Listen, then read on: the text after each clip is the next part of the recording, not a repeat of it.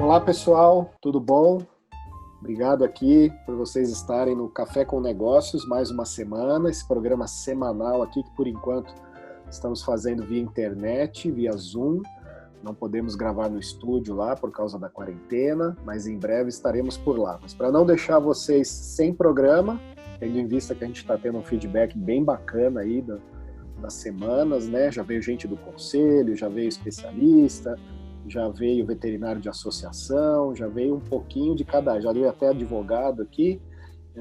E hoje a gente trouxe o Dr. Milton Morichim, que é lá de Curitiba. Na verdade ele é daqui, mas agora ele é radicado lá em Curitiba. E ele é neurologista, atua aí com neurologia veterinária, né?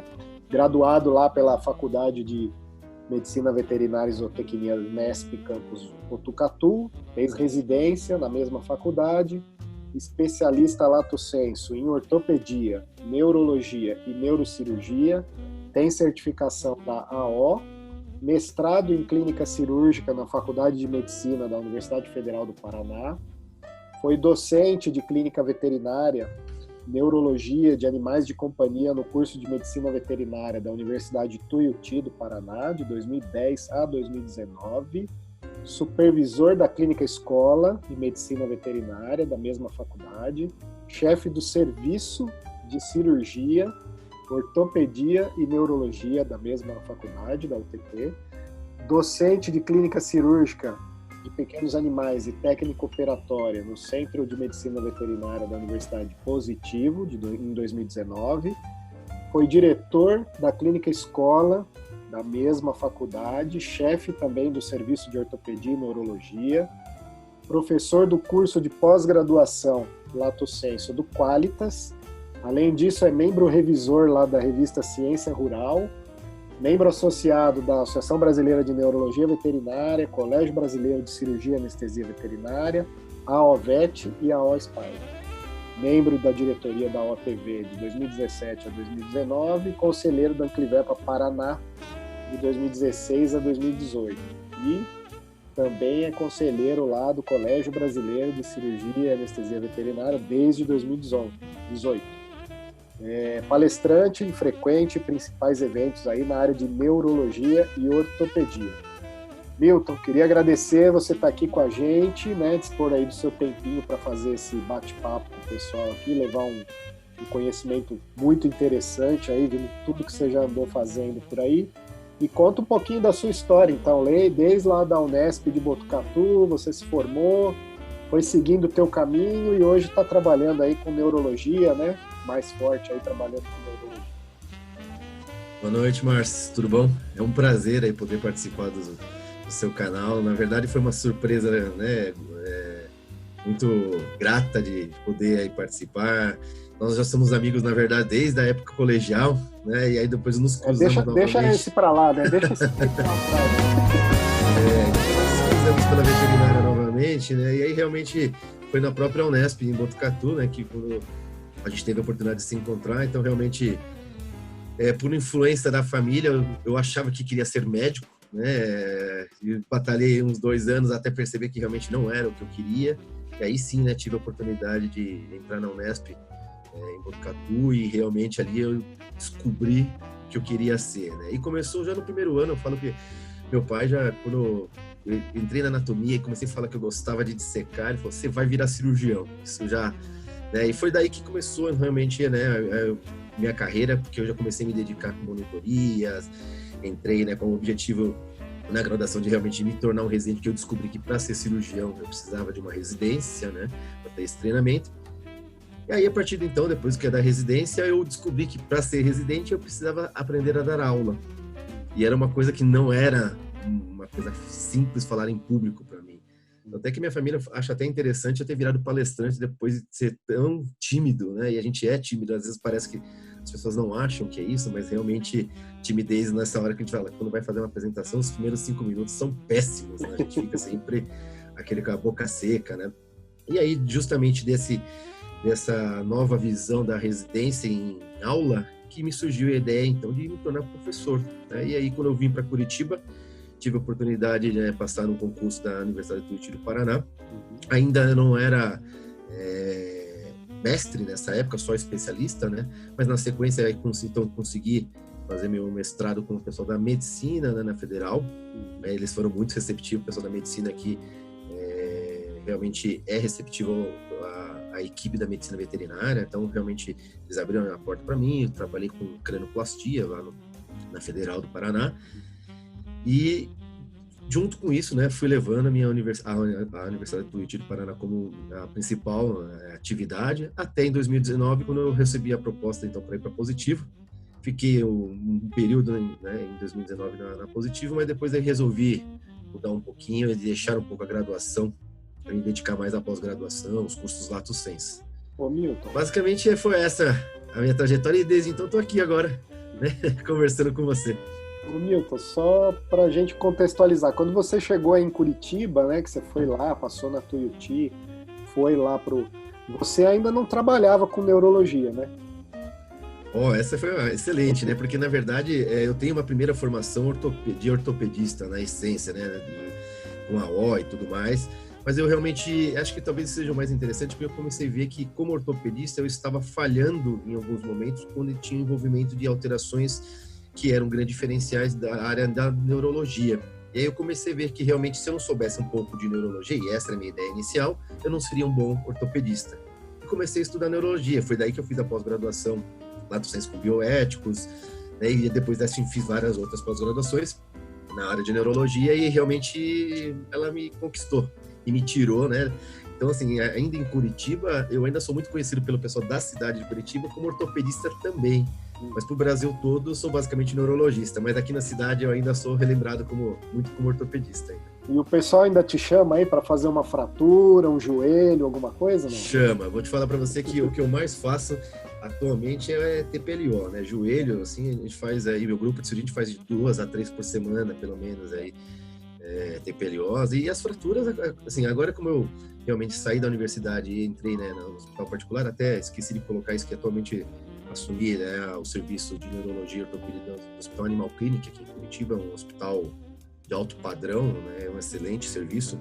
E aí agora realmente até as fraturas agudas começaram a surgir, porque eu só pegava, como o pessoal diz, né, as encrencas dos colegas, né, recebia muito para dar segunda opinião, era complicado, né, fica naquela situação ruim de segunda opinião. Então agora eu tô vamos dizer, na linha de frente novamente, né, para essas duas áreas, né, da ortopedia e da neurologia, mas a minha essência é neurologista mesmo. No meio do caminho você se descobriu, se redescobriu, e é isso que você quer, né? Hoje a tua maior parte do teu atendimento, do tempo dedicado, agora que você está focado no atendimento, né? Com certeza a maior parte ainda é neurologia, ou não? Você acaba dividindo? Não, basicamente assim, no atendimento, 70% a 80% do meu movimento é da neurologia mesmo, né? Na ortopedia é basicamente para fazer fraturas, né? Ou as doenças articulares, basicamente joelho e quadril, né? Que é o que realmente mais vem para mim, assim. Mas a maioria é neurologia, atualmente. Graças a Deus eu falo, porque eu quero viver de neurologia, né? E essa é até uma coisa que a gente vai falar um pouquinho mais para frente, né? Sim, sim. Mas legal, então, bom, desde a sua experiência aí lá da formação, percorrendo os caminhos, residência, pós, né? Você, óbvio, trabalhou um tempo com ortopedia, mas a gente que trabalha com veterinária, a gente acaba vendo todas as áreas, né? Conta aí para o pessoal, para a gente, o que você viu de avanço nesses 10, 15 anos aí na neurologia. Aí vamos falar especificamente da neurologia. Viu que há 10 anos atrás era X e hoje é muito mais do que X. Eu acho extremamente interessante, porque assim, 10 a 15 anos atrás, realmente é inclusive o meu tempo de graduação, né? De quando eu entrei ali em 2000, e atualmente estou basicamente com 15 anos de formado. E realmente, assim, foi notório o crescimento da neurologia, principalmente porque eu vivi, né, uma boa parte dessa minha graduação, pós-graduação e residência em Botucatu, que é um grande centro de neurologia. Nós temos um serviço muito forte com os professores Rogério, né, e outros professores lá que realmente pessoal do Bioéticos. Exatamente, Bioéticos, Dr. Jean, que participa também. Então, a gente realmente, em Botucatu, já tinha, vamos dizer assim, uma sementinha plantada na neurologia, mas nós não tínhamos a disciplina de neurologia. Então, o que a gente vê é que hoje, assim, a neurologia está crescendo porque professores da área, principalmente a gente vê na área de cirurgia, têm colocado a cirurgia de coluna e, eventualmente, às vezes, né, se fala de alguma outra coisa, e começaram a introduzir a neurologia dentro desse mundo. E aí a gente começou a ver o interesse pela especialidade. Os últimos congressos, a gente vê, né, quando a gente organiza, teve um ano que eu organizei em 2016 um evento grande, um congresso aí pela EDVEP, e a gente tinha salas com 600, 700 pessoas para assistir. Assim, neurologia, isso antigamente era 40, 50 pessoas e olhe lá, sabe? Assim, as pessoas falam, neurologia é muito chata, né? As pessoas não queriam. Então, a gente está vendo esse avanço e esse interesse fez com que, por exemplo, a gente vê grandes cidades como São Paulo, como eles investiram nos exames, né? Chamado então na neuroimagem. E aí realmente a gente viu esse boom da neurologia a partir do momento que a gente começou a ter acesso à tomografia e ressonância. Eu aqui, depois de 2011, 2012, aqui em Curitiba, quando eu comecei a ter acesso à tomografia e ressonância, a minha neurologia decolou. Né? Decolou até porque a gente tem a oportunidade aqui de realmente fazer, né, uma neurologia de qualidade em função de ter acesso a esse tipo de diagnóstico. Então, a gente tem visto a neurologia crescer muito mais porque também temos agora uma representatividade, que é a ABNV, né, Associação Brasileira de Neurologia Veterinária, o presidente é o professor Ronaldo Casemiro da Costa, e ele é a grande inspiração da neurologia na veterinária, na minha opinião. Ele foi o que fez despertar novamente no brasileiro a vontade de querer aprender neurologia, e sabendo que ele é um reflexo reconhecido mundialmente como um dos maiores neurologistas do mundo. Então, acho que isso trouxe o tal do orgulho brasileiro. Eu acho isso de verdade mesmo, que o Ronaldo chegou a trazer isso. A outra coisa é que realmente a neurologia ela entrou num novo patamar, porque as empresas de implantes começaram a se dedicar a implantes que são voltados para a neurocirurgia. Então, a gente vê agora, por exemplo, parafusos pediculares, né? Coisas que a gente não tinha acesso. Agora nós já temos aí 3, 4 modelos de empresas que já estão comercializando, aí, inclusive, a gente fala monoaxiais, poliaxiais. Então, a evolução dos implantes chegou também à neurologia, à neurocirurgia em outro patamar. Mas eu acho que o que de fato hoje em dia mais impressiona na evolução da neurologia nesses últimos anos é a capacidade de se reconstruir em terceira dimensão e imprimir em terceira dimensão. Então, hoje, eu trabalho com coluna e crânio, basicamente, sobre planejamento em terceira dimensão, né? Então, isso fez com que a gente pudesse realmente jogar para um patamar como o da medicina humana. Então, hoje em dia, a gente consegue, assim, eu atendo médicos, aí eles começam a conversar e começam a falar, eles ficam impressionados, porque eles realmente achavam que a gente vivia de amor e luz, né, com os cachorrinhos abraçados, tomando a lambida, e que isso resolvia. Quando eu já tive neurologista que eu atendi, que foi meu cliente, e quando eu falei de ressonância, ele achava que o cérebro do cão nem tivesse algo a ser buscado. Assim, eu vi esse tipo de ignorância da parte deles. Né? Então, a gente viu que cresceu demais e aí os métodos alternativos que justamente com impressão 3D tornou viável o treinamento. Né? Então, hoje em dia eu dou treinamento de craniocirurgia, de neurocirurgia, de craniotomia, cranoplastia, todo em modelos impressos em terceira dimensão, mas de casos reais. Então, os alunos conseguem realmente ter uma noção de como seria simular. Né? Então, os métodos alternativos fez então a gente conseguir oferecer treinamento, porque antes você tinha que acompanhar alguém e essa pessoa muitas vezes, né, não está disponível, porque não é tão simples assim. Muitas vezes você conseguir, né, ter autorização, porque tem a questão de lei de estagiário no Brasil, né, é complicado, né, essa coisa do estágio. Então a gente perde a oportunidade às vezes, de acompanhar de boa fé, mas né, existe sempre o medo dessa questão legal. Então eu acho que melhorou muito mesmo agora com a tecnologia. É isso, neurologia entrou no outro patamar porque a tecnologia chegou para nós, né? Legal, a tecnologia evoluiu muito, né, na veterinária aqui brasileira nesses últimos anos, né, até pelo acesso dos tutores, acabou viabilizando para as empresas. As empresas resolveram então investir nisso, né, e em todas as áreas. Semana passada o Lucas esteve aqui falando de cardiologia, falou da evolução, né, o primeiro eles trabalhavam. O cardiologista no começo trabalhava só com eletro, era o exame ouro dele, né? Hoje já tem Holter, já tem eco de Doppler, enfim, tem reconstrução cardíaca né, via a ressonância, via a tomografia, né? Então, a gente percebe que essa evolução tecnológica aconteceu e, como você falou, viabilizou, né? Mas, ô Milton, diz para mim, a parte técnica, assim, a parte ali, batidão, sabe? Aquele exame do paciente ali, o primeiro exame clínico, você acha que também evoluiu ou ele já existia, só que a gente não usava? Na verdade, eu acho que o principal, que é o que a gente agora, né, da Associação Brasileira de Neurologia, todo mundo que está envolvido mais com a neurologia no ensino, agora resolveu realmente, acho que, se unir e reforçar que a alma da neurologia está no exame neurológico, que a gente vai falar de localização de lesão. Então, assim, realmente a gente tem visto que para melhorar a neurologia, e a gente fala assim, né, como vai, né, por que ela está evoluindo? Porque agora a gente já começa a ver situações de universidades cogitando, por exemplo, incluir, né, a neurologia como disciplina.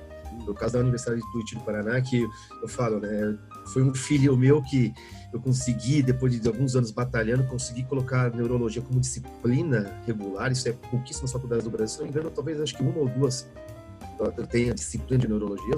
Os alunos da Tuiuti têm, né, essa formação. E eu vejo esse reflexo, por exemplo, que esses alunos se formam e aí vem para o mercado e quando vem, né, pedir minha ajuda, alguma coisa, eu vejo que eles conseguem conversar, localizar a lesão. E eu tenho visto que isso é um diferencial, porque, lógico, eu não tenho números para falar, mas eu diria que a extrema maioria dos colegas não sabem fazer um exame neurológico no sentido de localizar. Então, aí a neurologia se torna quase impossível. Então, eu falo que a abordagem inicial é o exame neurológico e a anamnese mesmo. Então, eu falo que o exame neurológico bem feito, a gente no batidão, na rotina, 5 minutos você consegue localizar a lesão.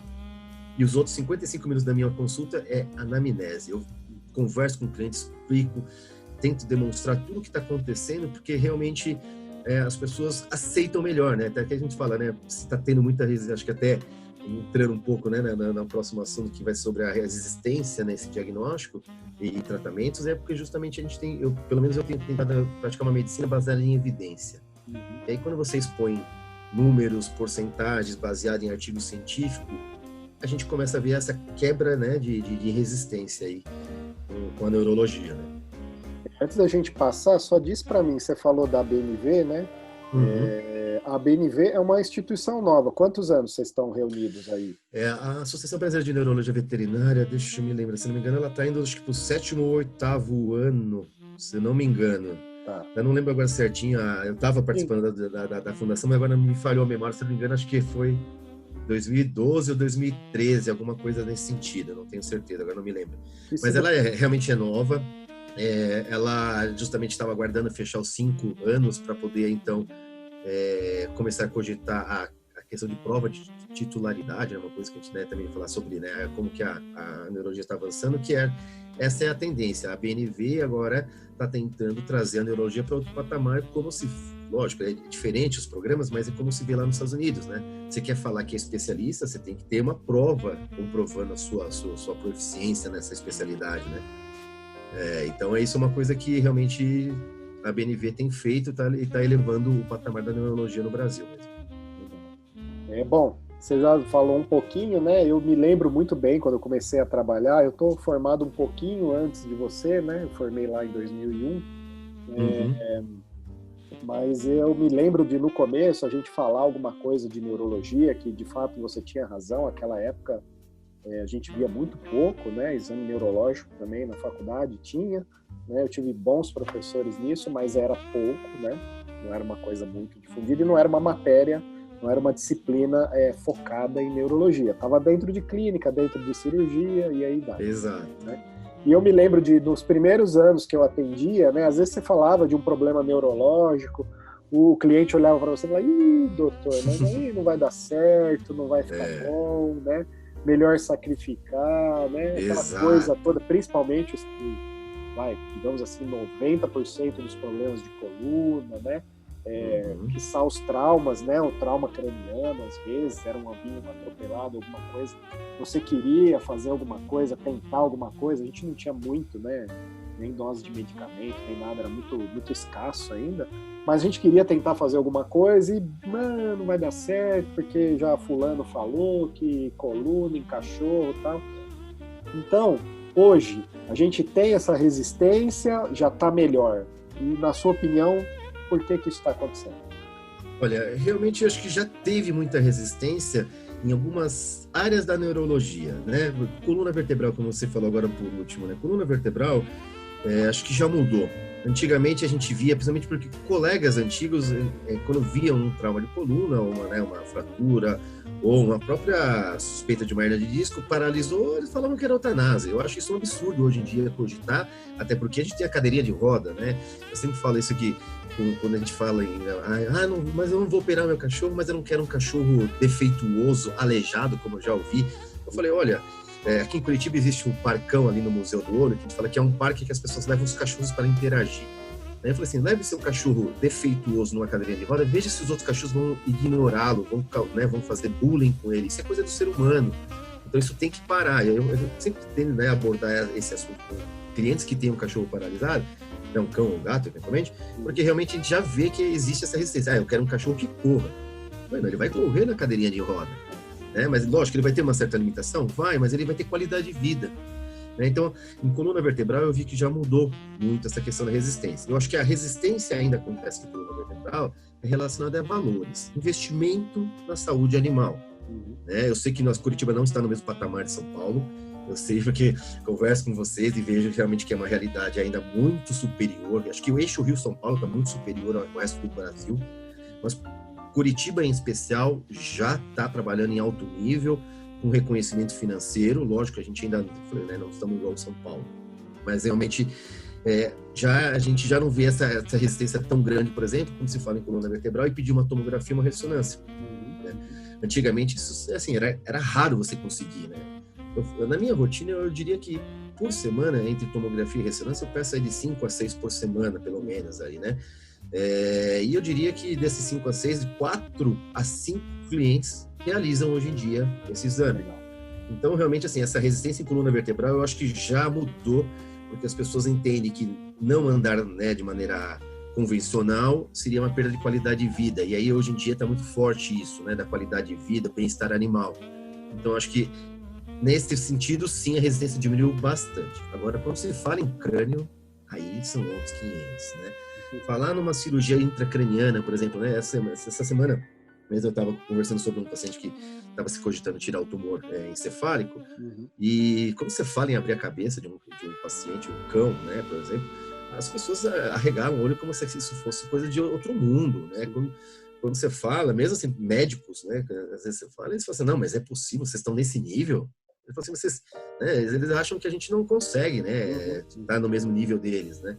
O próprio, você conhece o padrinho do meu filho, o José Thiago, ele já algumas vezes já teve a oportunidade de entrar comigo e me ajudar, mostrar o conhecimento da medicina, trocar essas figurinhas, mas ele ficou impressionado como a gente também trabalha em alto nível, mas com acesso muito limitado à tecnologia do que eles têm, por exemplo, neuronavegação, potencial evocado, a gente fala que às vezes vai naquela com a cara e com a coragem, né? Então aí eu acho que na intracraniana ainda realmente tem certa resistência. Eu sempre brinco, né, que dificuldade maior que eu vejo são os tutores de felino. Eu acho que ele é diferenciado, né? Os tutores felinos, eles têm uma maneira diferente de pensar, e a gente vê que falar em abrir crânio para um tutor de felino, eles realmente têm uma resistência muito grande. Eles sempre têm uma tendência de tentar o chamado tratamento conservador. Então eu vejo que para crânio ainda é muito resistente. E para trauma crânioencefálico, realmente, assim, eu já tenho visto que, eu não sei, pelo menos aqui em Curitiba, em função de disciplinas que eu já venho dando, e cursos, eu tenho visto que tem mudado um pouquinho. Eu já tenho pego colegas que já passaram pela gente, ou cursos, ou foram alunos de graduação, e que hoje arriscariam fazer uma abertura, uma craniectomia descompressiva de emergência, por exemplo, com aquela técnica de bisturi que a gente aprendeu com o Dr. Dennis Crow. Então, assim, realmente tá melhorando, né? Só que, assim, ainda você chegar e pedir autorização na emergência para abrir a cabeça de um paciente, a maioria refuga. Então, você tem que explicar para a pessoa, e aí é isso que eu tenho visto, que explicando, mostrando o domínio do conhecimento, as portas se abrem. E aí a última barreira, aí vira financeiro, porque aí realmente, né, uma cirurgia do crânio realmente joga valores muito elevados, né? E, sabe, ainda mais nessa época que nós estamos vivendo agora, né? Então, Uma das minhas clientes falou justamente isso. Ela falou assim, olha, doutor, se não fosse nesse momento, eu com certeza faria, mas assim, não dá para fazer esse valor aí, né? Que ela não é astronômico, mas é muito fora da minha realidade no momento. Uhum. Então, acho que a gente está realmente com uma neurologia que tem resistência, mas que está mudando. A informação está chegando.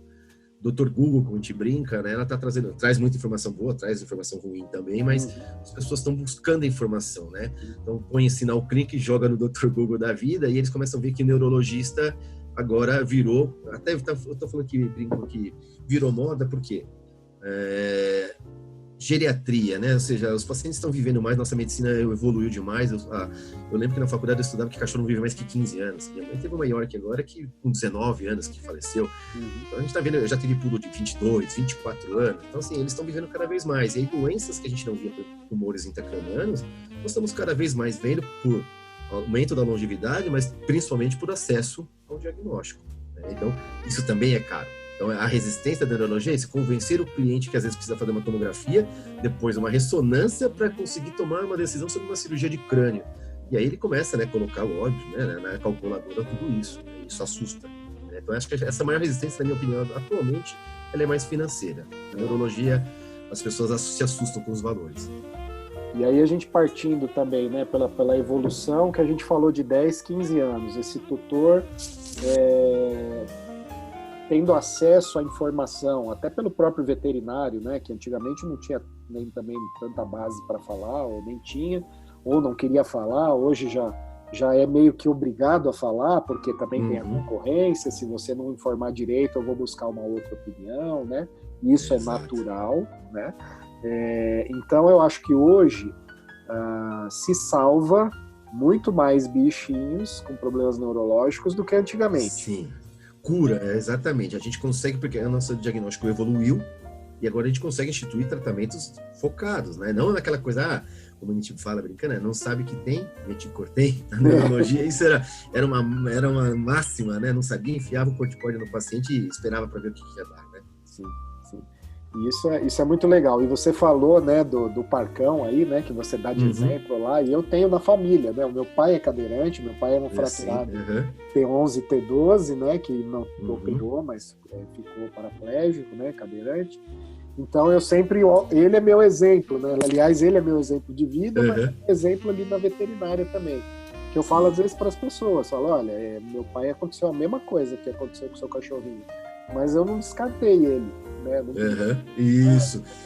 Isso que eu falo muito. Então, assim, então ele acaba sendo meu exemplo e a gente, pelo exemplo, às vezes, né? E aí, óbvio, precisa mostrar um conhecimento.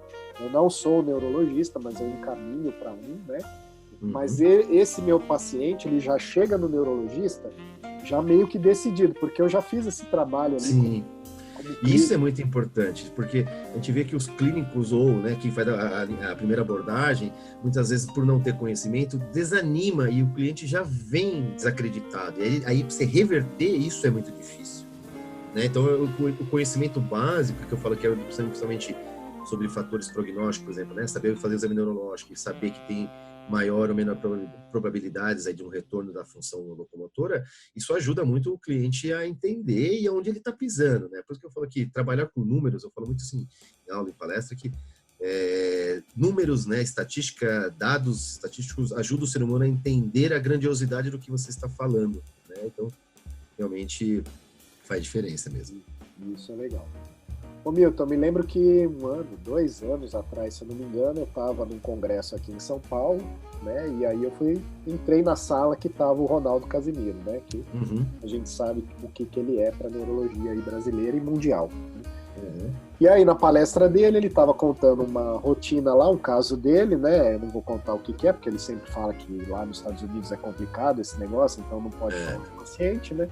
Mas basicamente a historinha era assim, ele recebeu o paciente no serviço às 10 da manhã, fez a consulta, a meio-dia esse paciente estava fazendo tomo, às 3 horas da tarde ele estava fazendo ressonância e às 5 horas ele estava operando, né? Qual que é o patamar da neurologia brasileira atual? E onde a gente pode chegar? A gente não está assim ainda, né? Eu acho que, aliás, acho que o maior desafio da neurologia veterinária até para compreensão de quem vem de fora, porque eles não conseguem entender como a gente atua na neurologia com um certo delay aí do que a literatura recomenda, e a gente tem ainda um retorno, uma capacidade de recuperação dos pacientes até fantástica, né? Então, eu diria assim, da onde está esse patamar da neurologia? Eu acho que, infelizmente, ainda o Brasil ainda tem uns entraves relacionados à questão de logística e tecnologia. Então, eu falo que, estou atendendo meus clientes aqui em Curitiba, né? Vou falar de tomografia, nós temos 3 aparelhos de tomógrafos veterinários aqui na cidade. E eu falo, meu sonho de consumo é São Paulo, que todo hospital tem, vocês devem estar com o quê? 20 e poucos tomógrafos na cidade, creio, aí 16 a 20 tomógrafos pelo menos. Então, aí você consegue chegar, por exemplo, um paciente com uma hérnia aguda, extrusa, se ele chegar no serviço e tem um tomógrafo, em poucas horas você está colocando ele em cirurgia. Muitas vezes ainda a gente vê que mesmo tendo um hospital tendo essa estrutura, os clínicos, às vezes, demoram a entender de quão rápido tem que ser esse encaminhamento. E por isso, mais uma vez, reforço naquilo do exame neurológico e saber fazer frator prognóstico, ou seja, tem que acelerar esse processo. Agora, realmente, na veterinária, a gente tem esse delay, como eu falei, e eu falo, por exemplo, entre o paciente chegar, e geralmente ele não chega direto para o neurologista, isso é outra coisa que acho que é consciência do próprio tutor. O americano, por exemplo, ele já sabe que ele tem que procurar um neurologista. O brasileiro, ele procura o clínico geral. Não estou realmente desmerecendo os clínicos, mas é a tendência daquela pessoa pouco informada buscar o clínico geral. Como ainda não sabe o que tem, procura primeiro o clínico geral. Só que aí que está faltando da neurologia, é o neurologista conseguir trazer a equipe da linha de frente para acelerar o processo diagnóstico, porque a pessoa fica lá, literalmente, né, deixando o paciente de molho por 1, 2 dias, faz analgésico, vai para ver se vai levantar. Não, se parou de andar, tem que acelerar esse processo, né? Faz analgésico para ver se vai voltar. Bom, pelo menos é como eu entendo, né? Então, assim, a neurologia, acho que no Brasil vai melhorar. Eu ainda tenho a esperança que um dia vai surgir um programa de residência em neurologia. Então, assim, acho que os programas atuais, por exemplo, o qual eu fiz, por exemplo, eu fui coordenador da Tuiuti, eu fiz questão, né, de introduzir a neurologia de maneira muito, muito clara lá. Então, o que eu fiz? Eu introduzi a neurologia clínica para o programa de clínica médica e a neurocirurgia para os residentes da cirurgia, mas ambos tinham que saber as indicações e as condutas.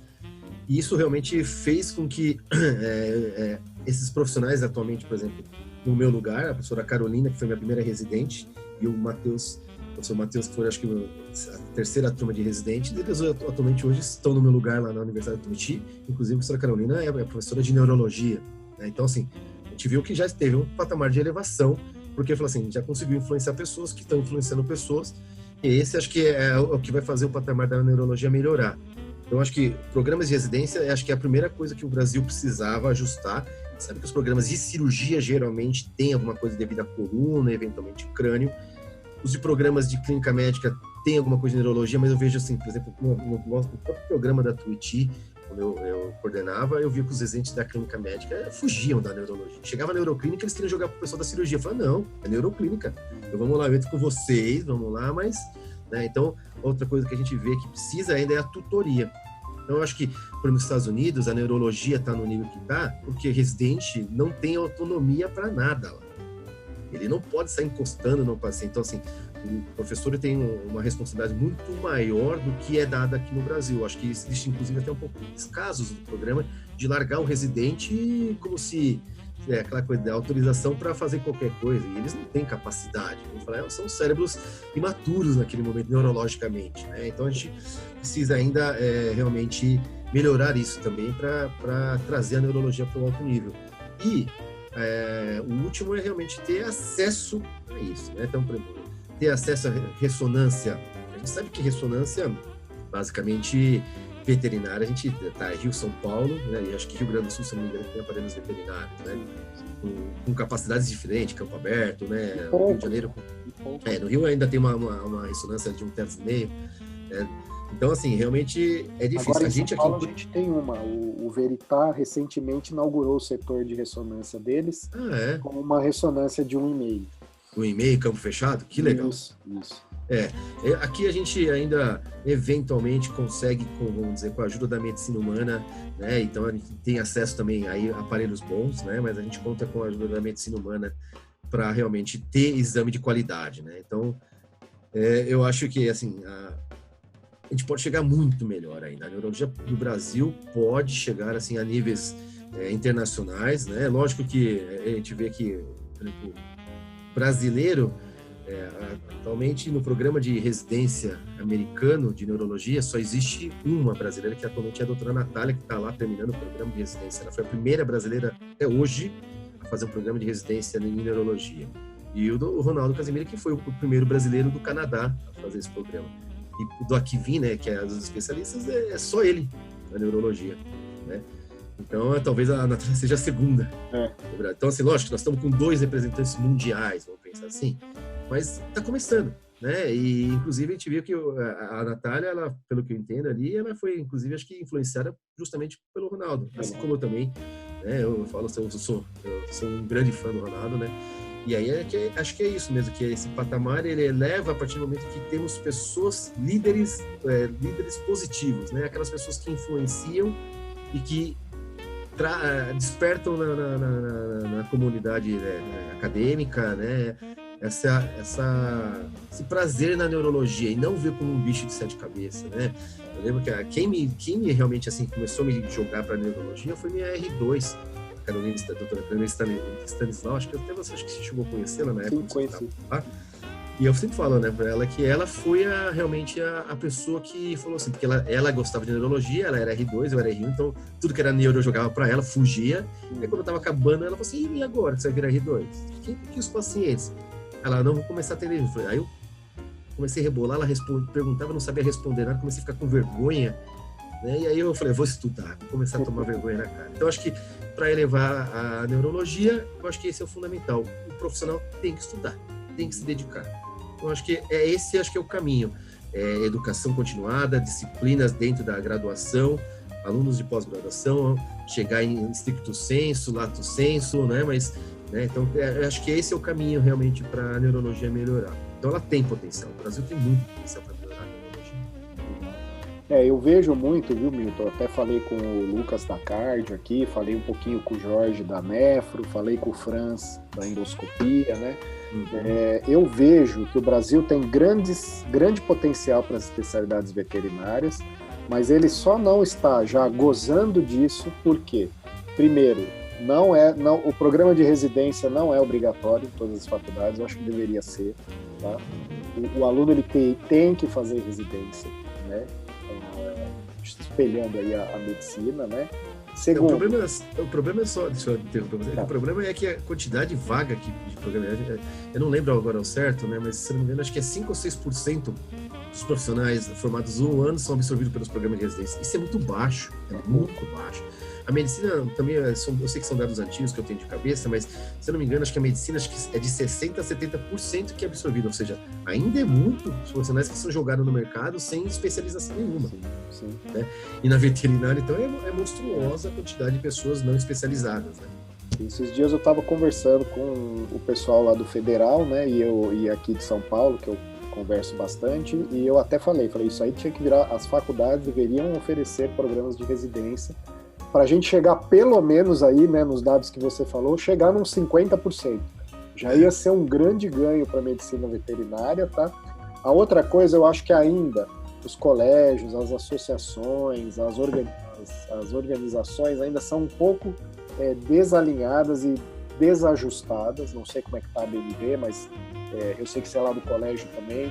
O colégio, para mim, eu falo que ele me fez desistir de pegar o título de especialista em cirurgia, porque foram anos tentando, chegava lá, não tinha prova, marcavam prova no congresso, chegava lá, cancelavam a prova, né? Aí você tinha todo o trabalho, né? Ainda mais eu aí naquela época que não tinha sistema, e junta todos os casos no papel e faz as fichas e tudo, né?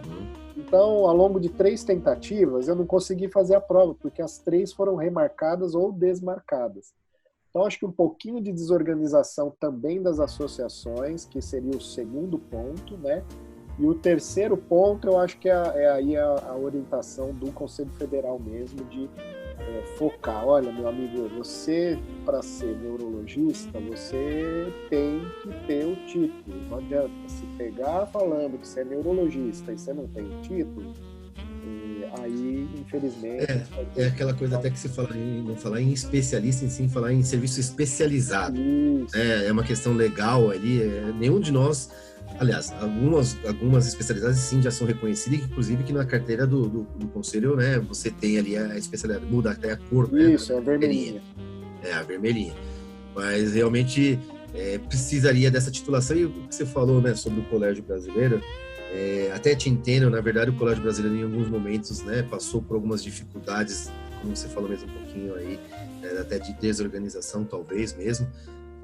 O que eu posso agora, nessa atual gestão em qual eu faço parte, defender aqui, com a presidência do Dr. Richard Filgueiras, ele realmente tem se dedicado de maneira a corrigir diversos desses erros, inclusive das provas, né, que até, por exemplo, a equipe de todos os diretores e conselheiros, que ele falou, a primeira coisa é que todos vocês têm que ser titulados, né? Ele falou assim, é o principal. Então, até que está nessa pressão, inclusive, todos nós íamos prestar aos que não estavam, né, esse ano, mas acabou acontecendo do Covid, porque realmente era uma pressão que está tendo para que justamente se melhore. Né? Como é que você vai, né, cobrar, né, de alguém, sendo que você também não é, né? Isso gera um certo conflito. A gente sabe que muitos professores, inclusive a professora Sheila, que foi minha orientadora, devo tudo a ela, eu sempre falo isso, mas essa foi uma geração que recebeu até por questão de merecimento, que eles foram a geração que basicamente fez a cirurgia, né, acontecer, na cirurgia veterinária acontecer. Mas atualmente, assim, a gente realmente precisa passar pela prova, como você falou. Até realmente me impressionou você falar, né, que tentou 3 vezes, né, isso realmente é ruim mesmo, né, para vamos dizer, para as especialidades, né. Mas acho que agora, acho que tá realmente se organizando. Aqui, a verdade, acho que agora o conceito está se formando de verdade. Então, as pessoas estão levando mais a sério. Porque, realmente, assim, eu participei de várias entidades, IVEPA, né, OTV, assim por diante. O que a gente vê é que muita gente não entende que a gente se dedica só porque gosta. A gente não tem um benefício verdadeiro no sentido, inclusive a gente tem até prejuízo, porque às vezes a gente deixa de trabalhar, viaja, gasta, faz, né? Agora se estabeleceu a tal da videoconferência, acho que isso veio para ficar bastante, mas realmente a gente tinha muita dificuldade com relação a essa questão, né? Você vai lá, vai se reunir, vai se dedicar, vai ser muito criticado, né? Lógico, crítica faz parte, mas muitas vezes as críticas são injustas, né? E não construtivas, de pessoas que não sabem o que estão falando, né? E aí a gente realmente fica difícil batalhar pela especialidade, mas concordo com você que agora, né, a BNV também, sob o comando da presidência, né, do Ronaldo, também se organizou de maneira, porque ela já existiu uma sociedade anterior, ela acabou não vamos dizer, vingando, justamente por essa questão, né, de logística, das pessoas não conseguirem se dedicar. Agora sim, né, que surgiu então a associação, e aí sim, né, o Ronaldo lá nos Estados Unidos consegue se dedicar, assim como o professor Bruno Torres, né, estando acho que em Goiás agora que ele está, a professora Mônica em Uel, ou seja, nós estamos nos 4 cantos do Brasil inteiro, mas agora a gente está conseguindo se organizar. Agora, né, realmente está mudando. Isso é legal porque, assim, a gente vê que a medicina cresceu, as especialidades, com base nas associações e na sociedade, né? Foi o CRM que fez isso por eles. Na verdade, foram se criando, né, as associações, as sociedades, as organizações, e aí, automaticamente, as especialidades foram evoluídas. Mas eu acho que hoje está bem melhor. A gente estava falando semana passada, de novo, com o Lucas da Cardio, ele é da Sociedade Brasileira de Cardiologia Veterinária, né? Que também ainda não tem, eles têm já a possibilidade de emitir o título, mas eles estão se preparando na questão da prova. Eu achei isso muito legal, porque ele falou, Márcio, quando for para a rua, que eu falo, tá liberada a titulação de especialidade em cardiologia. O camarada vai lá, vai fazer, e se ele for apto, ele vai tirar o título, né? Ele não vai ficar naquele lá, eu vou, não vou, não vou. E legal você falando isso da neuro também, e do próprio colégio, né?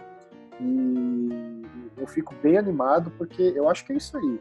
Eu acho que tem que fortalecer. Eu estou aqui em 2 associações, vocês sabem. Você gosta muito disso também, né? É um trabalho que a gente dedica mesmo, não tem retorno financeiro, às vezes deixa de estar com a família, deixa de estar com... Exato. com a sua clínica, com o seu trabalho, né, atendendo essas coisas, deixa mesmo, né?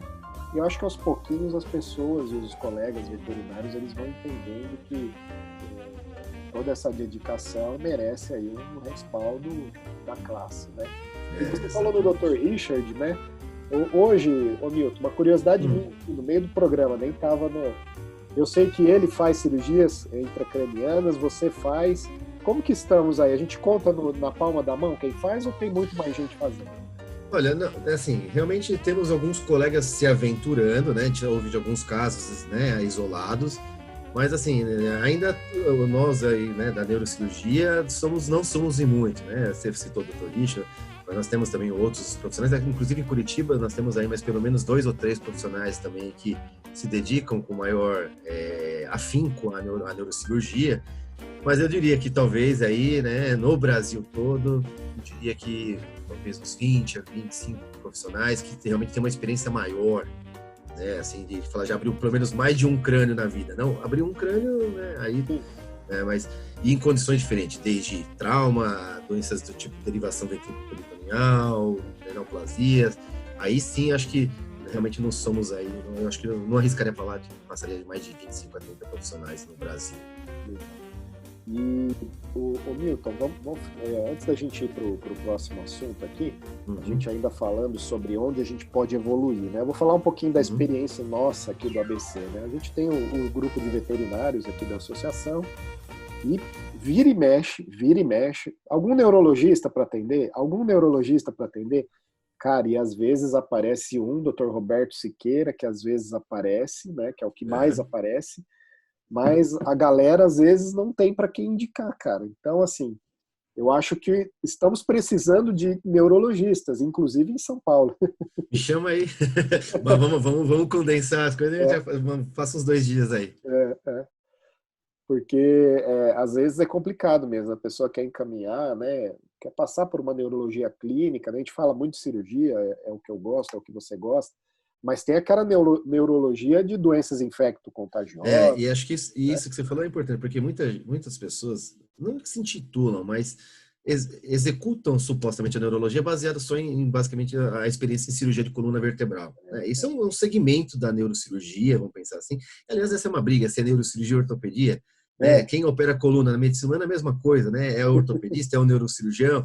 É uma briga eterna isso, mas realmente, né, eu vejo que vários colegas que têm um certo conhecimento na localização de lesão em basicamente medula, né, coluna vertebral e medula, e que vai falhar na neurologia clínica, principalmente como você falou, nas infectos, as imunomediadas, né?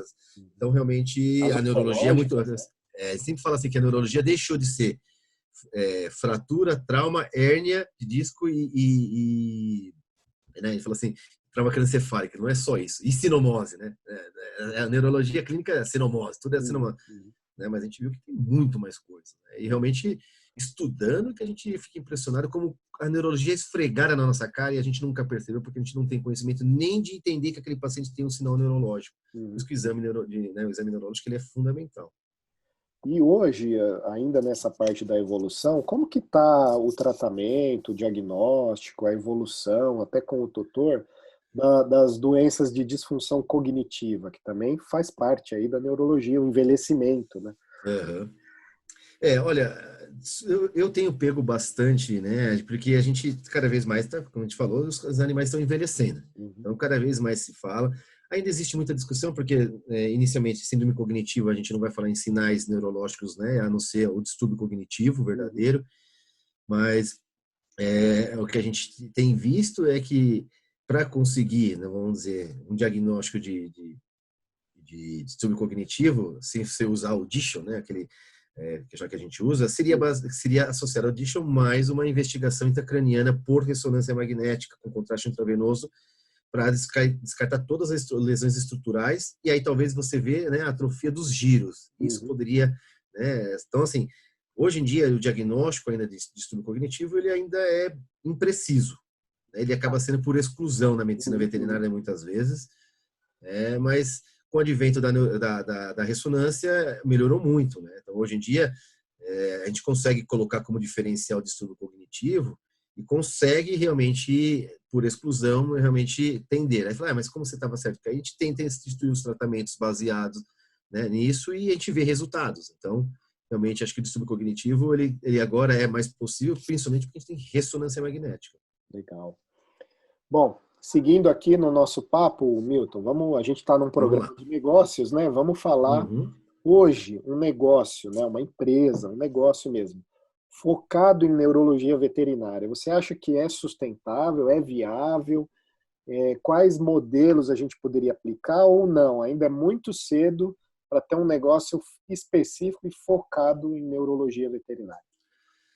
Olha, eu diria que hoje em dia é viável sim, né? Eu falo que dá inveja do pessoal da dermato, da oftalmo, né? Que tem todos, né? Da endócrino, cardio, que tem, né? Seus consultórios só focado nisso, medicina felina, por exemplo. Mas acho que a neurologia já sim consegue ter. A gente já sei de vários colegas que inclusive têm, né? Clínicas especializadas. Aqui em Curitiba tem clínica também já especializada. O Dr. Ricardo Canavese, ele tem a agora esqueci se é neuro, esqueci o nome da clínica dele, mas dermatoneuro, alguma coisa assim, porque a esposa dele é dermatologista Uhum. também, mas assim, são duas especialidades. Então, justamente acho que o plano talvez mais viável ainda, por uma questão de ajuda para, né, entre as especialidades, ainda é o sistema multidisciplinar, né, com os centros de especialidades. Acho que esse ainda talvez seja o mais viável. Né? Nós temos aqui em Curitiba também centros especializados, mas eu acho que esse talvez ainda seja o modelo mais aplicável. Mas eu acho que realmente as clínicas já têm, esse inclusive é um sonho, né, que eu tenho de ter a minha clínica também especializada, e aí justamente como você fala, né, que projetos ou que seria mais aplicado, eu ainda acho que a neurologia, a clínica especializada, ela tem que casar com o instituto de imagem.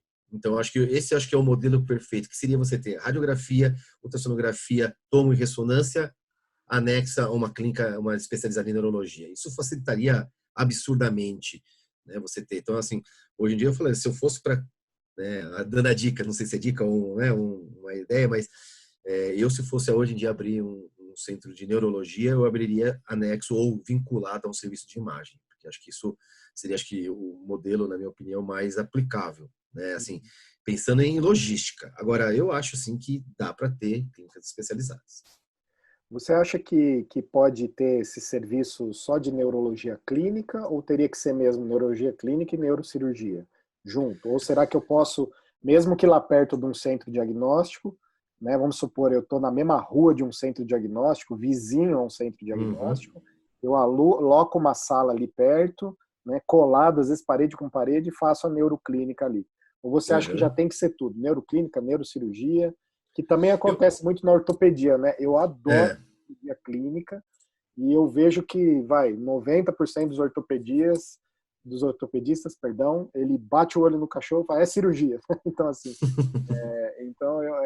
você acha que tem essa diferença na neuro também? eu acho que a neuro é que acho que a grande disputa de novo volta para a coluna vertebral. Se ela fosse para o neurologista, aí seria extremamente viável, né? Porque a rotina é muito alta. Mas eu falo, por exemplo, coluna vertebral, muitas vezes não é a minha principal rotina, porque eu disputo com muitos ortopedistas aqui que operam com uma excelência, né, absurda.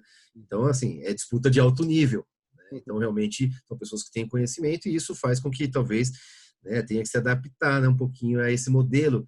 Agora, a neurologia clínica, realmente, ela é mais desafiadora. Tá? Ela é mais desafiadora nesse sentido de fechar diagnóstico, você conduzir tudo isso. Então, assim, eu acho sim que se fosse para abrir um centro de diagnóstico, um centro de neurologia, que deveria ter sim a neuroclínica e a neurocirurgia.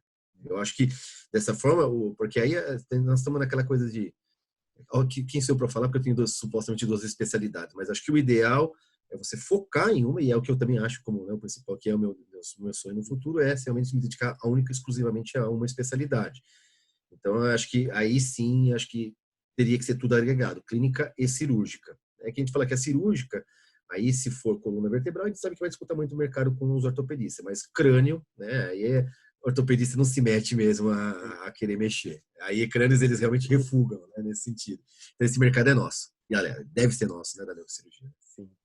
E ainda falando em negócio, né, em atrelar centro de especialidades, né, aproveitando, o que você acha hoje, né, da terapia alternativa dentro da neurologia? Como eu falo, acupuntura, fisioterapia, não está autorizado ainda, mas está a um passo de autorizar a ozonioterapia, né?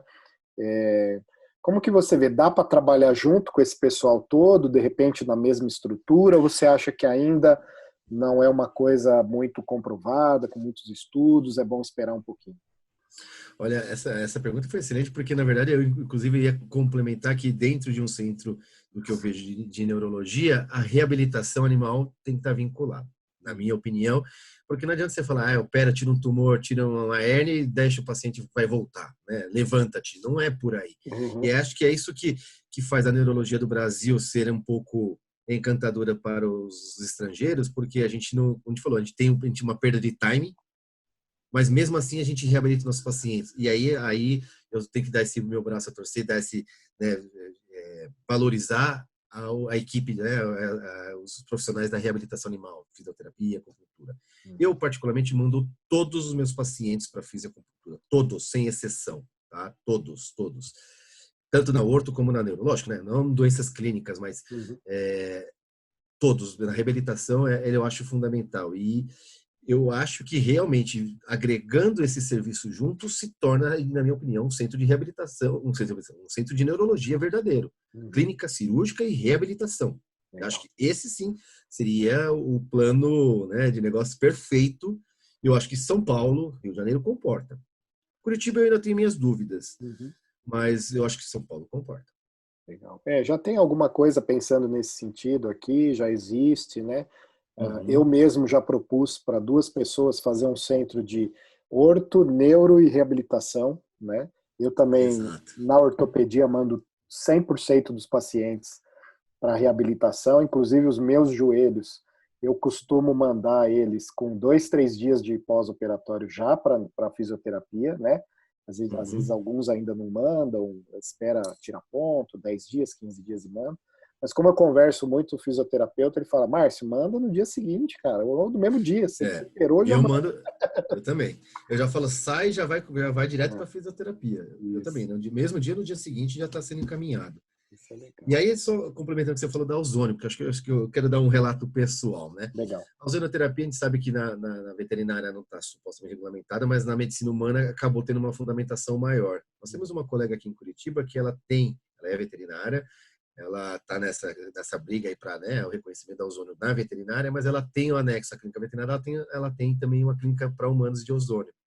E recentemente semana passada eu fui tirar uma neoplasia de medula de um paciente, tem que fazer uma tentativa de ressecção cirúrgica, Uhum. e aí eu já estava reclamando que eu tô com um quadro de hérnia já crônica Uhum. também, eu tenho que me tratar também, e eu já cheguei reclamando de dor, né? E eu falei para ela, vou ficar nessa cirurgia grande, eu vou sair arrebentado, e aí os anestesistas estavam demorando ali demorando não, coitado, não, né? Estavam lá preparando o paciente, e aí ela falou assim, você não quer tentar fazer uma aplicação de ozônio? E Uhum. aí na hora eu falei assim, antes da cirurgia, eu falei, vai que vai começar a me incomodar, e eu tô lá no cirurgia, eu vou começar a me preocupar com a dor lá. Não, vai ser o contrário. Aí eu falei, quer saber uma coisa? Vamos porque eu já tô com dor há um tempo. Eu falei, quero. A gente se sente, parece que está sendo enganado, porque você vê lá ela colocando uma seringuinha com Uma, ar, que você não vê nada, e ela vai te aplicar um negócio que você não vê nada. Arde um pouquinho. Eles falaram que em animais tem que anestesiar, porque eles realmente parece que sedar, né? Parece que eles realmente reagem muito. Mas é totalmente suportável, na minha opinião. E acho que de 1 a 2 horas depois, eu não sentia mais nada e ficou dessa forma por uns 4 a 5 dias. Então, você me impressionou. Tanto é que eu já falei para ela que eu queria voltar essa semana, acabei não conseguindo, mas eu queria tentar uma nova sessão. Então, hoje eu falei assim, a partir de hoje eu vou começar a recomendar a ozonoterapia para os meus pacientes também. Eu sei que legal. eu trabalho em medicina baseada em evidência, mas tudo leva a crer que sim, né? Eu já estava com algumas iniciações na época, acabei saindo da Universidade Positivo, mas eu estava com iniciações com óleo ionizado para cicatrização, Uhum. né? Então, assim, realmente parece ser, a gente fala, poucas evidências, né? Igual tá disputa ali a cloroquina, né? Tá toda essa Sim, briga, sim. né? Não é, funciona, não funciona, é a mesma coisa, né? Então a gente precisa de mais evidência, mas não parece, pelo menos que eu já tenho lido, de prejudicar o paciente. Uhum. Isso a gente não parece Não. ver esse prejuízo para o paciente. Então, acho que é uma terapia válida também e hoje eu indico. Legal. Milton, vamos falar um tema mais polêmico aqui, que seria a telemedicina, né? Mas não a telemedicina no sentido de teleconsulta, tá? Não é aquela teleconsulta, é telemedicina mesmo. Você acha que é aplicável na neurologia? Dá para fazer a telemedicina, que é, por exemplo, um profissional dando suporte à distância para outro profissional, né? A gente sabe que o Rabelo faz isso com propriedade no intensivismo, né? O pessoal da cardio faz com os eletros, né? Com os holters. Você acha que o próprio pessoal da imagem, né? Faz muito isso, telemedicina à distância. Então, hoje eu posso estar fazendo uma ressonância num paciente aí, eu laudando aqui, né? Em São Paulo, você em Curitiba. Como é que você vê isso aí da telemedicina na neuro? Eu lembro até quando você colocou, eu li aqui, né, que você colocou telemedicina, torci o nariz, né, pensando se ele queria que falasse sobre consulta, e eu ia falar. Na verdade, eu até cheguei a fazer uma anotação. Eu falei, eu acho, se fosse, né, já que a gente começou, eu vou só abordar isso. Eu acho que telemedicina, consulta em neurologia não é viável. De maneira muito categórica. Por quê? Exame neurológico, localização de lesão. Não tem como se pedir para o seu cliente fazer. Se pessoas com treinamento não sabem fazer e interpretar esse sinal que ela está vendo, então eu acho que, então, nessa parte, né, eu acho que realmente não dá. Mas depois eu comecei a pensar que se deveria estar abordando justamente o que você falou, que precisa de imagem. E isso eu já trabalho há muito tempo, então eu acho isso totalmente viável. Meu braço direito em São Paulo é o Dr. Célio Jardim. Ele lauda, acho que 90% das minhas ressonâncias é ele que lauda, né? Então, a distância, então é totalmente viável. Nós temos profissionais aqui em Curitiba também que, né, por a distância que eu falo, até, lógico, tem essa questão das plataformas, mas eu diria que o celular aqui, o WhatsApp, ele já realmente nos ajuda demais. Então, assim, o colega que faz a leitura, mas ele filma o que ele está falando, né? E aí ele já dá essa impressão. Então, assim, a tecnologia, ela veio para ajudar desde que você saiba como utilizá-la, né? E eu acho que dá para sim para fazer vamos dizer, essa assessoria, né, com os colegas à distância. Eventualmente eu faço, eu sempre falo que os colegas às vezes querem que a gente responda na hora, né, manda o WhatsApp e começa a montar a interrogação, porque o cliente está aqui do meu lado. Eu falei, olha, eu respondo, eu tenho esse costume, eu respondo da meia-noite às 2. Aí eles ficam, mas nesse horário, se você não quer receber mensagem nesse horário, então não me manda. Eu falo, porque eu só vou responder nesse horário. Meio que de propósito também, mas é brincando, né? Mas é porque realmente é o horário que eu consigo parar e sentar, porque são muitos grupos de colegas pedindo. Mas dá lógica, assim, você tem que ter tempo. Eu diria assim, se eu não trabalhasse e prestasse só consultoria à distância, daria, assim, para fazer uma telemedicina nesse sentido. Mas acho que o principal é diagnóstico, né? Então, Dropbox, né? Todos esses métodos de transporte de grandes arquivos, que antes não era possível, porque você tinha que ficar caçando, né, o CD, achando o CD. Aí depois era, com o advento dos laptops mais modernos, acabou o drive de CD. Né? Aí fica aquela briga, né? Às vezes eu recebo CD, eu falo, não dá para mandar para o Dropbox, porque você tem que ficar caçando o computador que tem CD, né? Então, hoje em dia, acho que a telemedicina nesse sentido, eu acho que é o futuro. Eu tenho um colega médico, ele largou o Brasil na época, né, naquela crise inicial lá em 2016, ele falou que não ia mais trabalhar aqui no Brasil, foi para o Canadá, só que ele trabalha lá no Canadá, laudando até hoje aqui no Brasil. Então, assim, totalmente viável. Legal. E gerou dúvida, videoconferência, eles discutem na hora, ele faz o vídeo ali para o colega e resolve, né? Então, eu acho que realmente vai, ainda mais com esse negócio que Covid forçou a gente a entrar nesse mundo, porque assim, eu era bem resistente até, inclusive, ensino à distância. Hoje em dia já está tendo que se adaptar porque virou uma questão de necessidade. Acho que aqueles entusiastas de ensino à distância estão dando pulinhos de emoção com o Covid. Porque assim, eu passei por 2 universidades que a resistência era absurda. Inclusive que um pró-reitor caiu porque os professores derrubaram ele porque não só da VETAR, da universidade inteira eram radicalmente assim, muito resistente ao ensino à distância, né? Então, acho que agora eu imagino que esse professor deve estar dando pulos de felicidade. Você tá vendo? Eu falei, eu fui visionário e vocês, né, não me ouviram. Mas telemedicina, a medicina pratica. Ele já tem, inclusive, regulamentações jurídicas para isso, né? A gente ainda está no veterinário, está meio perdido, né? Mas deve vir. O que foi liberado recentemente na medicina, que tentaram liberar na veterinária, foi a teleconsulta, né? Isso eu já achei um pouco complexo. Aí para nós já fere um pouco o nosso código, né? Então, aqui eu sei porque a Feveresp foi lá bater de frente com o senador que fez isso, né? Fomos nós, fomos o Conselho de São Paulo, o Conselho do Mato Grosso e o Conselho Federal. Fizemos uma reunião, graças a Deus ele entendeu e retirou o projeto, né? Então a gente ficou bem contente com isso, porque realmente a gente entende que lá falava-se em telemedicina, mas o termo de telemedicina lá era usado como se fosse uma teleconsulta, né? Exato, e aí na veterinária, eu acho que não só na neuro, acho que em várias áreas fica totalmente inviável. É o futuro, vai acontecer alguma coisa nesse sentido, vai. Mas você jogar assim no meio de uma bagunça dessa, uma coisa que de repente pode virar uma lei, e aí você vai ter que conviver com essa lei, acho que podia ser muito, muito perigoso. Por isso que eu sempre foquei aqui o termo telemedicina, não teleconsulta. Exatamente. Mas na hora eu admito que quando eu li, eu já torci, eu falei, pô, ele tá querendo falar disso, né? Mas legal. Milton, pra gente ir terminando aqui, eu sempre peço pro pessoal falar, né, na visão aí, você atuando com a neurologia, quais os principais desafios e oportunidades no futuro, né? A gente está aqui, óbvio, vídeos na internet não tem tempo, né? Então hoje é 2020, mas alguém pode estar vendo esse vídeo em 2040, por exemplo, né? Sim. Mas hoje ou para os próximos anos, 10, 15 anos, né? A gente já falou um pouquinho aqui, mas um profissional que está aí na faculdade, está querendo sair, está procurando uma residência, né? E ele vê na neurologia uma oportunidade para ele seguir, né? Qual que é a sua mensagem que você passa aí, já com todos os perrengues que você já passou aí, né?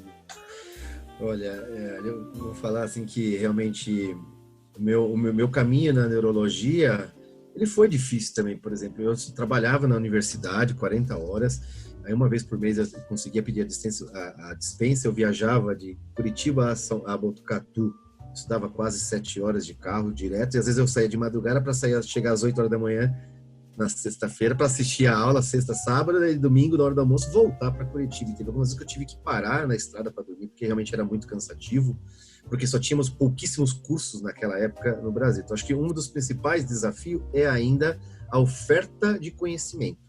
Então, nós ainda estamos muito limitados na oferta de conhecimento dentro da área da neurologia. Então, eu falo, eu quero ser neurologista. A primeira coisa é que você já deveria ter a disciplina na universidade. Esse é o principal desafio, que é a formação inicial, básica, já falha nesse. Então, esse é um principal desafio, que é corrigir, na minha opinião, essa falha de graduação. Acho que esse é o primeiro grande desafio. O segundo é o aprimorar o conhecimento de graduação. E aí sim, ter os programas de residência e, eventualmente, os cursos lato sensu.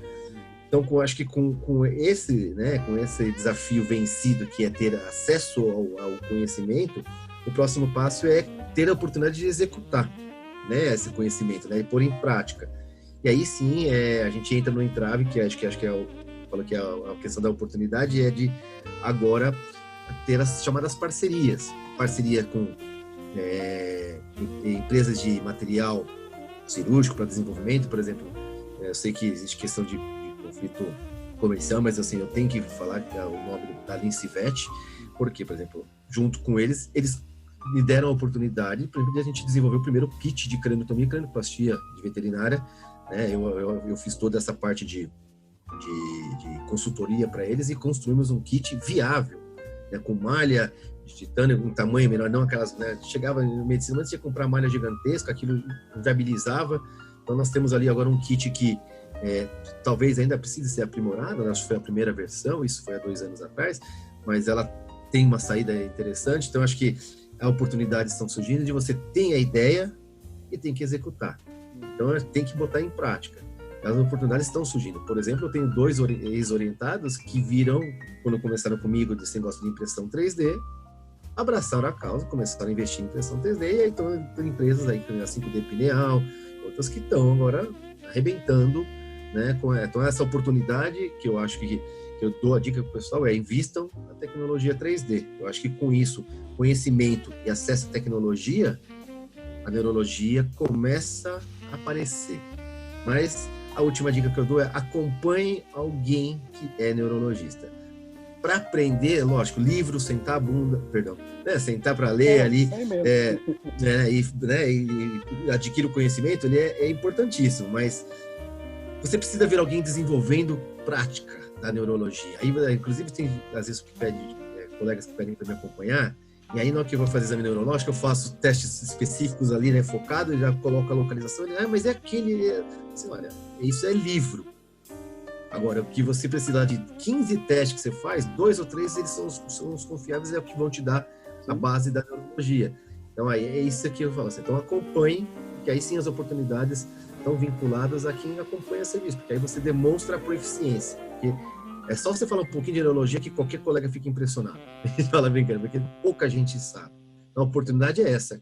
Adquira o conhecimento, acompanhe alguém que tem mais, né, vivência, e aí sim a chance é grande de crescer, porque ainda, como você falou, falta neurologista. Falta. Bastante. Legal, Milton. Bom, gente, queria agradecer todo mundo que ficou com a gente aqui até agora, né? Nós vamos colocar aqui uns contatos do Milton aí, redes sociais, né? O trabalho que ele desenvolveu no mestrado dele, foi muito bacana, tive a oportunidade de ler, tive a oportunidade de ver ele apresentar no congresso lá de Curitiba, né? E então procura o Lattes dele lá, com certeza deve ter alguma coisa lá para você achar o trabalho. E se você quiser falar com ele, né, chamar ele, Milton dá palestras aí pelo Brasil todo, né? Também atua em cursos de pós, é professor, né? Agora está focado lá Mas na pós-graduação agora. Graduação deu um tempo. Os alunos cansam a gente. Mas se quiser fazer o contato com ele, obrigado por estarem até aqui. Obrigado, Milton, por dispor aí do seu tempo, que a gente não está gravando da meia-noite às 2, tá? Um pouquinho antes. É verdade. Fiquem com Deus. Até o próximo Café com Negócio. Tchau. Obrigado por tudo mesmo, pelo convite. Foi um prazer participar e espero, quem sabe, uma outra oportunidade. Vou sentar para conversar mais um pouquinho. Legal. Abraço, viu, Márcio? Obrigado.